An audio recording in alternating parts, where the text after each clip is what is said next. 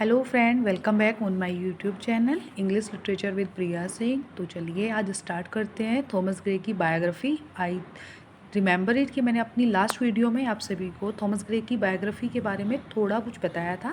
आज हम उसी को मल्टीपल क्वेश्चन के थ्रू और अच्छे से देखते हैं। आप लोगों के जो भी डाउट थे थॉमस ग्रे की बायोग्राफी को लेकर वो सभी डाउट्स क्लियर हो जाएंगे, आई होप सो। तो चलिए स्टार्ट करते हैं थॉमस ग्रे की बायोग्राफी से कुछ चुनिंदा multiple questions. Okay, let start. First one question है, when was Thomas Gray born? Thomas Gray का बॉर्न कब हुआ था? तो आपको याद रखना है थॉमस ग्रे का बॉर्न 1716 में हुआ था। ओके, थोड़ा सा कन्फ्यूज़न क्रिएट करती हैं ईयर्स, तो आई होप आप इनको ईजिली लर्न कर पाएंगे। नेक्स्ट वन है, where was Thomas Gray born? Thomas Gray का बॉर्न कहाँ पर हुआ था? ओके, तो थॉमस ग्रे का बॉर्न हुआ था कॉर्न हिल में, लंदन में। ठीक है, फर्स्ट क्वेश्चन था कब हुआ था, 1716 में हुआ था। सेकंड क्वेश्चन है कि कहाँ पर हुआ था, तो आपको याद रखना है कॉर्न हिल के लंदन में हुआ था। ओके, क्वेश्चन नंबर थर्ड आता है हमारा, Thomas Gray belong to the which century? Thomas Gray किस सेंचुरी से बिलोंग करते हैं? थॉमस ग्रे 18 सेंचुरी से बिलोंग करते हैं। आपसे पूछ लिया जाता है कि ये किस सेंचुरी के राइटर हैं, तो आपको याद रखना है ही is a 18 century writer. Okay, next question आता है आपका, which is Thomas Gray most famous poem? ये क्वेश्चन दिखते ही आप लोगों के माइंड में एकदम से आंसर आ गया होगा, elegy written in a country churchyard. Yes, of course it is also a very famous work of the Thomas Gray. एक ऐसा वर्क है जो बहुत ही ज़्यादा पूछा जाता है और मोस्टली सबको याद रहता ही रहता है। ठीक है, और ये इतना फेमस वर्क है कि इससे क्वेश्चन ज़्यादातर एग्जाम में पूछा जाता है। ठीक है, तो चलिए स्टार्ट करते हैं आगे। Which university did grey attend? University से उन्होंने कौन सी यूनिवर्सिटी से अपनी स्टडी को कंप्लीट किया था? तो कैम्ब्रिज यूनिवर्सिटी है जहाँ से इन्होंने अपनी एजुकेशन को कंप्लीट किया था थॉमस ग्रे ने। ओके, याद रखना है आपको, यूनिवर्सिटी कई बार पूछी गई है एग्ज़ाम के अंदर, तो आपको याद रखना होगा कि यहाँ थॉमस ग्रे कैम्ब्रिज यूनिवर्सिटी से अपनी एजुकेशन कंप्लीट किए हैं। ठीक है, Thomas Gray poetry associated with, उनको किस पोइट्री के लिए एसोसिएट किया जाता है? तो आपको याद रखना है कि थॉमस ग्रे को जो एसोसिएट किया जाता है वो प्री रोमांटिसिज्म के लिए किया जाता है।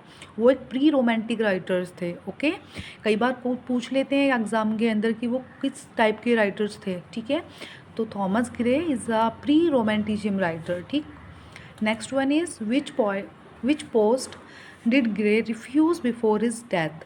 उन्होंने किस पोस्ट को अपनी डेथ से पहले रिफ्यूज़ कर दिया था? पोइट ल्यूट्रेट के लिए उनके लिए ऑफ़र आया था जिसको उन्होंने अपनी डेथ से पहले रिजेक्ट कर दिया था। वो पोइट ल्यूट्रेट बनने वाले थे बट उन्होंने बनने से मना कर दिया था। ओके, ये भी क्वेश्चन बहुत इंपॉर्टेंट है, आई होप आपके लिए बहुत हेल्पफुल रहेगा ये भी।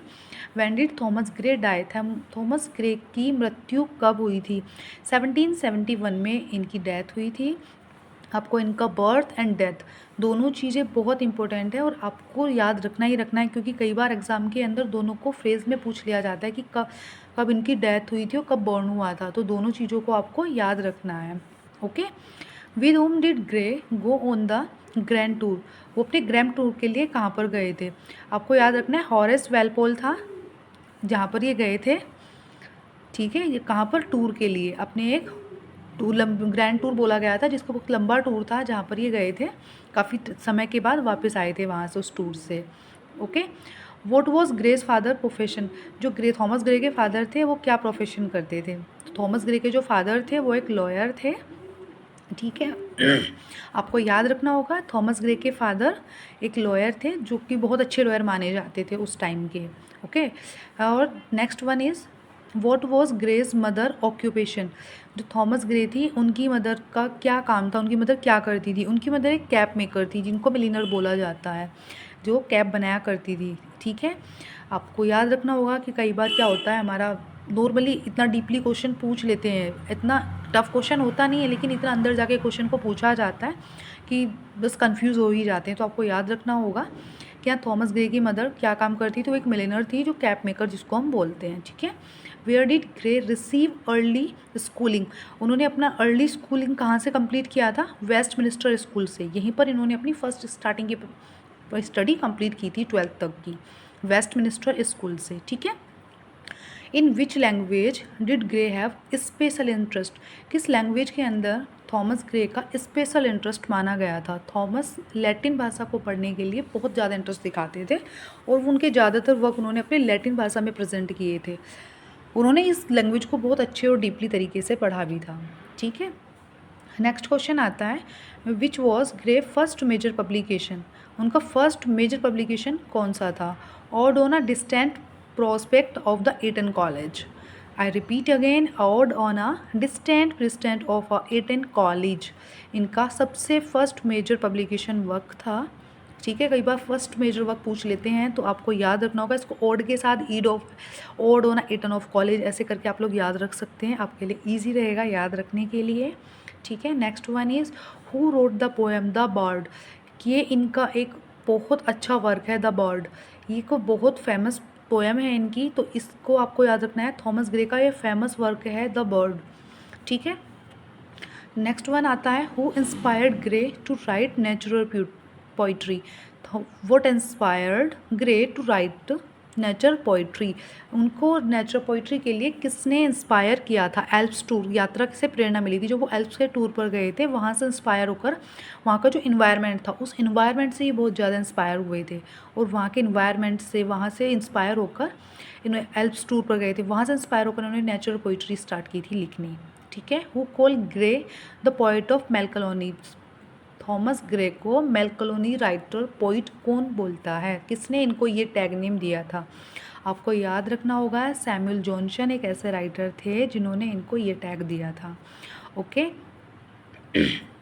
Which mode is dominate in grey poetry. जो इनके अंदर इनकी पोइट्री के अंदर कौन सी फीचर हैं जो ज़्यादातर देखने के लिए मिलते हैं? इनकी पोइट्री के अंदर मोस्टली मेलकलोनी फीचर हैं जो बहुत ज़्यादा देखने के लिए मिलती है। इनकी पोइट्री की जितनी होती है उनके अंदर या तो उदासी दुख सब प्रेजेंट किया ही होता है ज़्यादातर। इनकी पोइट्री के अंदर ये प्रेजेंट करते हैं कि हाँ ह्यूमंस अंदर कितना कुछ लेकर बैठा हुआ है, वही सब प्रेजेंट किया जाता है। In which year was elegy written in country church yard published. कौन सी ईयर में कंट्री चर्च यार्ड पब्लिश हुआ था? 1751। इलीजी रिटर्न, ये बहुत अच्छा क्वेश्चन है फ्रेंड्स, आप सबको याद रखना होगा कि elegy written country church yard कब पब्लिश हुआ था? 1751 इसको पब्लिश किया गया था। Okay, where was Thomas Gray born. Thomas Gray को कहाँ बर्न किया गया था, कहाँ दफनाया गया था उनको? Stock pages church yard. आपको ये याद रखना होगा कि हाँ स्टॉक पेजेस चर्च यार्ड में इनको बर्न किया गया था। ठीक है, कई बार क्योंकि एग्जाम में ये क्वेश्चन पूछा गया कि इनको कहाँ पर वर्णित किया गया है, तो आपको याद रखना होगा चर्च यार्ड से आप याद रख सकते हैं stock pages church yard. I hope so आप सबके लिए ये क्वेश्चन बहुत हेल्पफुल रहे होंगे। आपको कैसी लगी क्वेश्चन सीरीज मुझे ज़रूर बताना। Thank you friends.